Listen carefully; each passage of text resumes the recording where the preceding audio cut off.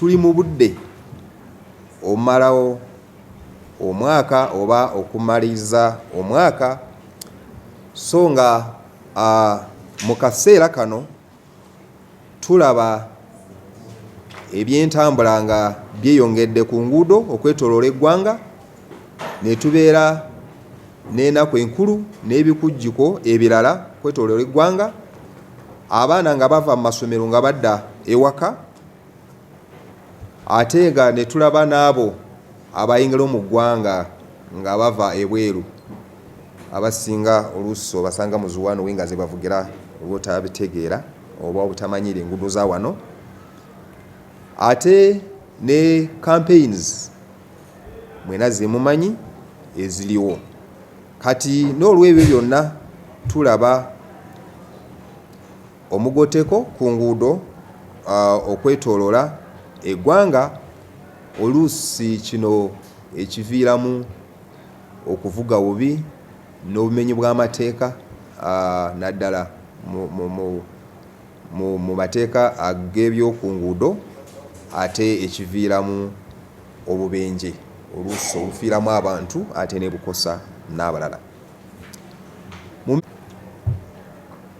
Twalaba obubenje obw'enjawulo obwafiiramu abantu ate ne bukosa n'abalala, buno nga bwalimu okusingira ddala buses oba n'emmotoka ennene ze twandiise trucks.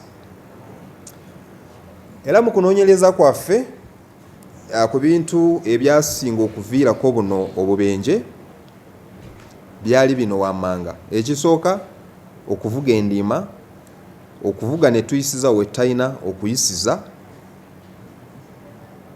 badriver abavuga ne bataagala okurestinga oba okuwumulamu, n'avuga olugendo oluwanvu n'akoowa n'asimagira oba ne yeebaka ku steering, ekiviirako akabenje. Emmotoka ziganyegenya, naddala ezo ezitasiba bulungi, ezo ezirina emipiira nga eweddeko, ate n'ezo oluusi ezitaaka bulungi naddala ku mataala, ate n'ezo emmotoka ezeetika obubi oba ne zeetika ebintu ate ne biyita we byandisobodde okuba nga bikoma okusinziira ku mmotoka, shape y'emmotoka. Ffe nga traffic police oba poliisi y'ebidduka ku nguudo ne community oba n'abantu aba bulijjo, tulina okuba nga tuteeka amaanyi mu bye tukola byonna ku nguudo zaffe okulaba nti tuli balamu, nti oba n'abantu abalala abakozesa zino enguudo balamu. Njagala bategeeza nti waliwo ebikwekweto ebyatandise ebiri mu kukolebwa ku nguudo ez'enjawulo okwetooloola eggwanga, nga tutagetinga ebintu bino wamanga. Abo abavuga nga bo tebalina ebyetaagisa okuvuga oba ziyite driving licenses, era tokola nsobi n'olinnya ku luguudo nga tolina license eno. Abavuga emmotoka nga ziganyegenya oba nga nkadde nnyo ziweddeyo naye nga ne muziteeka ku nguudo zino, naddala olina emmotoka tesiba bulungi, olina emmotoka empiira zazigwerera teriiko, oba amataala gayo tegakola bulungi. Waliyo n'abalala abakwata emmotoka zino ne bazigattako obutaala obulala bwe twandiise modified lights oba illegal. Illegal kitegeeza nti obwo obutaala tebukkiriza oba tebuggirewo kuva ebweru. Emmotoka yajja mu ggwanga nga teyinawo obwo obutaala naye gwe n'obugattako, abamu babuteekako nti baagala kulaba bulungi ekiro, naye buvugisa bubi abantu abalala. Oli buli bw'omuteekamu agwo amataala gaaka nnyo gamulemesa n'okuvuga obulungi, abasinga bapaakinga emabbali n'osooka n'oyitawo. Nedda teweeyagaliza, manya nti oluguudo si gwe weka alukolesa, naye olukolesa n'abantu abalala, so nga amataala go tegakkirizibwa. Naye mu bikwekweto byaffe tubakwata. Abavuzi ba buses abavuga nga tebalina badges obanga tebalina ze tuyita route charts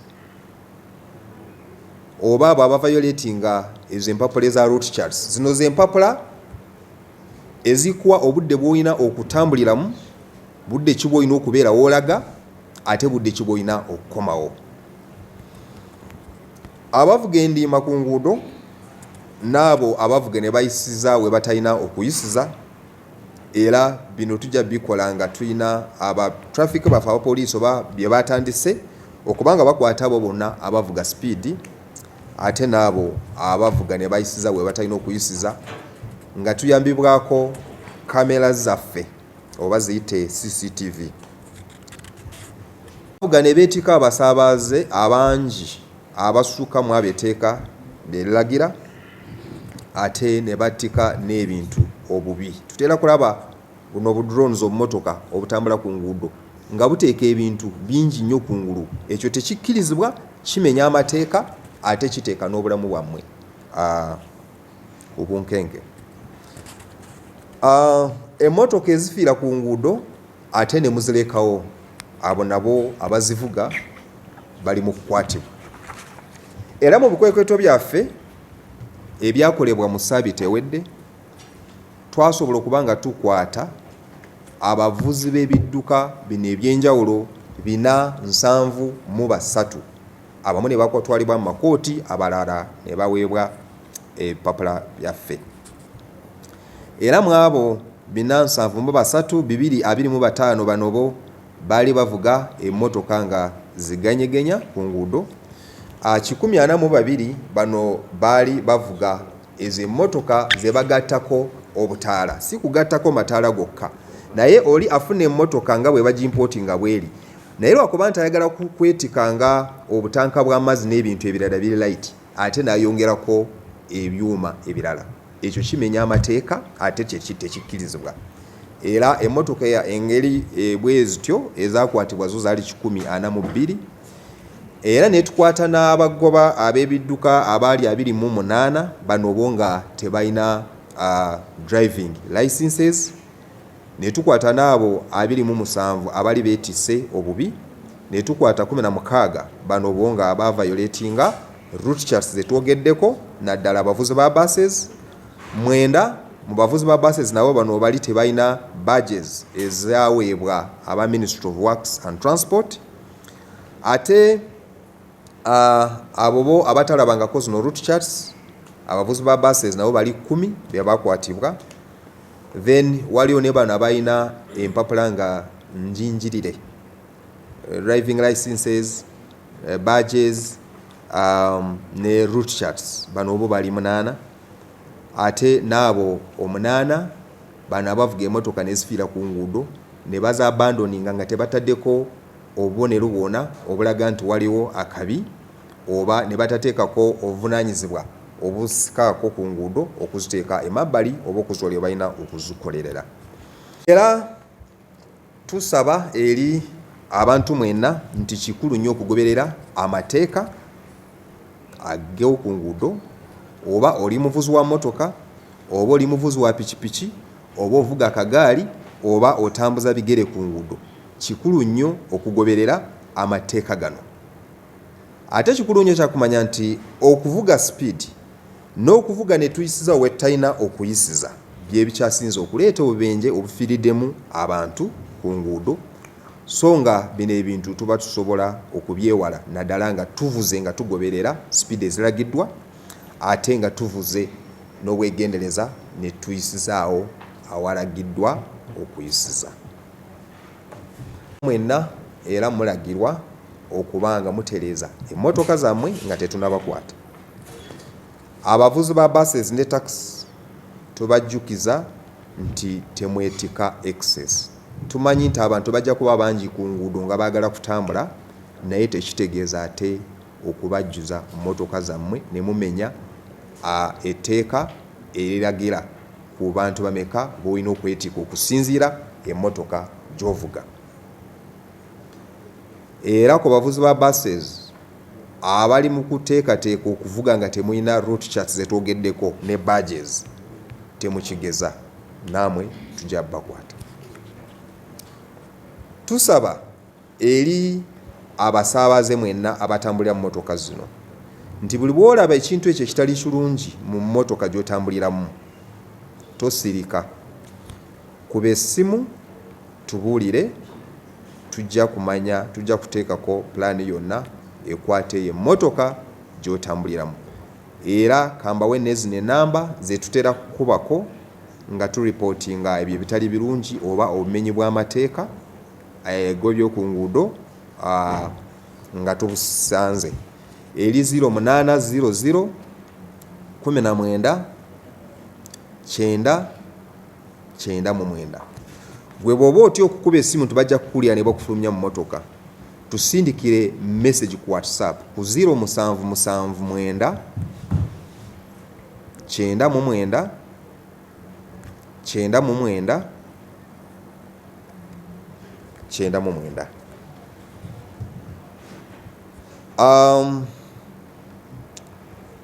Era tusaba eri abo bonna abali mu campaigns nti kikulu nnyo okulowooza ku bulamu bwo n'olowooza ku butebenkevu ku nguudo ate n'okugoberera amateeka. Ate kikulu nnyo kyakumanya nti campaign zino ze tulimu si za lubeerera, ziriwo akadde katono era zijja kuggwaawo. Obulamu bwo bwa lubeerera, obululu bwe tulimu bujja kuggwaawo. Naye ate nga ebivudde mu kabenje ke wandifunye mu kukola ebyo ebitali birungi oba ebitasaanidde ng'oli mu campaigninga, ebyo byo bisigalawo. Oluusi okufa oba okugulu bakusazeewo oba omukono oguvuddewo. Ne twerabira nti famire zammwe, community ze muvaamu n'eggwanga bibaagala nga muli balamu so nga si kubanga mu makomera olw'obumenyi bw'amateeka n'okukola ebyo ebitali birungi ate nga bye twandisobodde okuba nga tusobola okwewala. We are in the last quarter of the year, a period marked by heavy travel, festive celebrations, school breaks, public events, returning travelers, and heightened political campaign activities. The volume of road usage across the country significantly increases. With this rise in movement and public gatherings comes a greater risk of traffic congestion and, unfortunately, road crashes if road users do not exercise caution.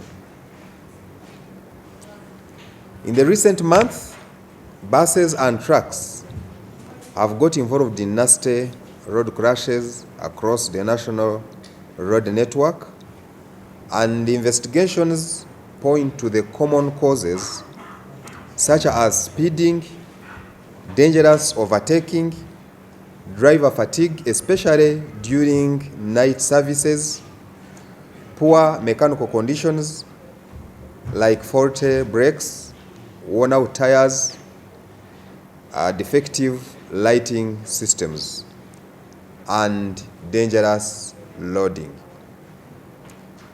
As traffic enforcement officers and as a community, we must intensify our efforts to protect lives on our roads.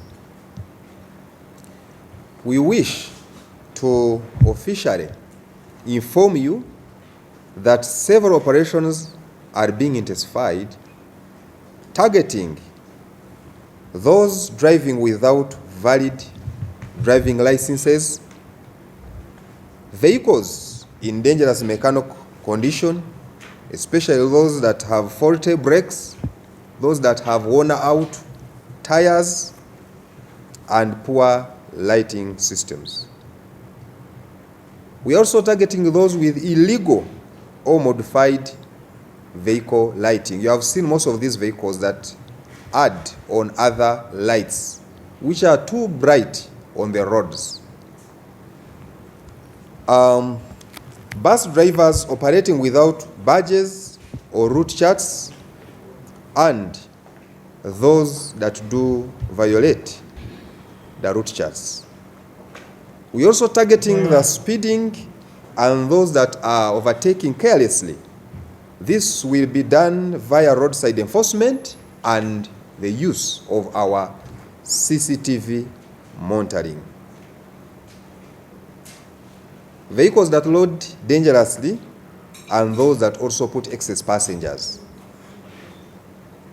and also broken down and abandoned motor vehicles, for they have also posed a threat on our roads.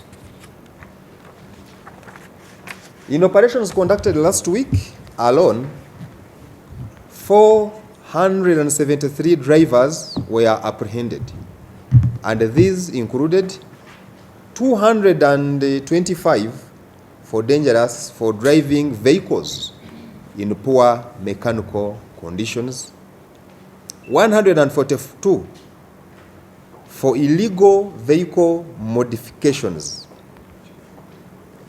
28 for invalid or missing driving licenses, 27 for dangerous loading, 16 for route chart violations, 9 for driving without badges, and this applies to bus drivers, 10 for lacking or for not having route charts. The same also applies to the bus drivers. 8, these ones were caught with forged documents. Either they have forged route charts, or they have forged badges, or they have forged driving licenses. And then 8 drivers also apprehended for operating the broken down and abandoned vehicles. We thus wish to remind the public to observe all road safety rules and regulations.